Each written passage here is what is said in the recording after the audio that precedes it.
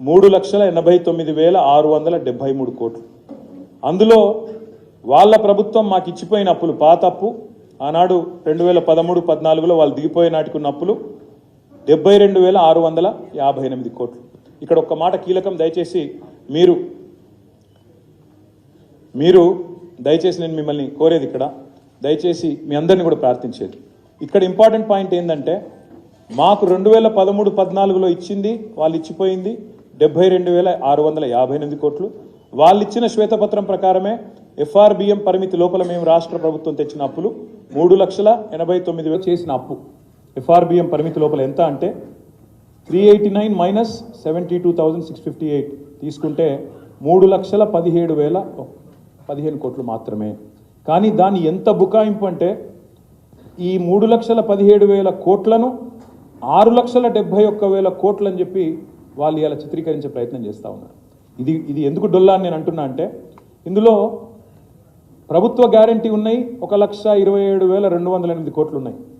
Special purpose వెహికల్స్గా డైరెక్ట్గా హైపోతకేషన్తో, అంటే ఉదాహరణకి విద్యుత్ సంస్థలు ఉంటాయి, భద్రాద్రి అనే ప్రాజెక్టు కట్టాలా, యాదాద్రి అనే ప్రాజెక్టు కట్టాలా, భద్రాద్రి కట్టాలన్నా యాదాద్రి కట్టాలన్నా గవర్నమెంట్ గ్యారంటీ లేకుండానే సెల్ఫ్ హైపోతకేషన్, అంటే ఇప్పుడు ఎట్లాంటి ఉదాహరణకు మీరు కారు కొనుక్కుంటారు, కొన్ని కార్ల మీద చూస్తూ ఉంటారు మీరు తిరుగుతున్నప్పుడు, hypothecated to State Bank of India అని రాసి ఉంటుంది. అంటే ఏంటిది, మీరు కనుక ఆ అప్పు కట్టకపోతే బ్యాంకు వాళ్ళు ఆ ఆస్తిని తీసుకుపోతారు అని అర్థం, దానికి ఆడికాడికే సరిపోతుంది అని అర్థం. వాళ్ళు ఆ ఆస్తిని తీసుకుపోతారు అని అర్థం, దానికి ఆడికాడికే సరిపోతుంది అని అర్థం.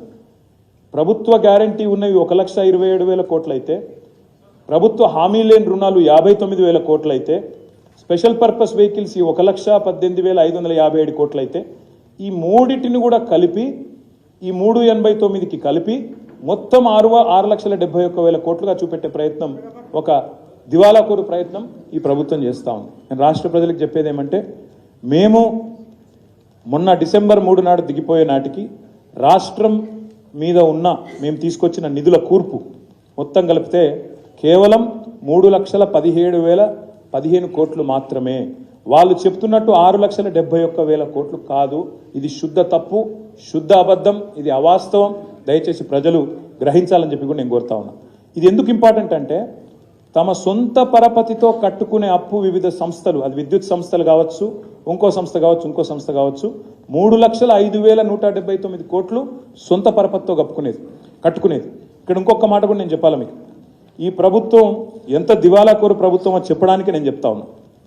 ఈ ప్రభుత్వం మొన్న సివిల్ సప్లైస్ కార్పొరేషన్లో 56,000 కోట్ల అప్పులు ఉన్నాయని చెప్పింది. 56,000 కోట్ల అప్పుల పాలైపోయింది సివిల్ సప్లైస్ కార్పొరేషన్ అని చెప్పినారు. ఇది ఈరోజు ఉదయం సివిల్ సప్లైస్ కార్పొరేషన్ ఏం చేస్తుందంటే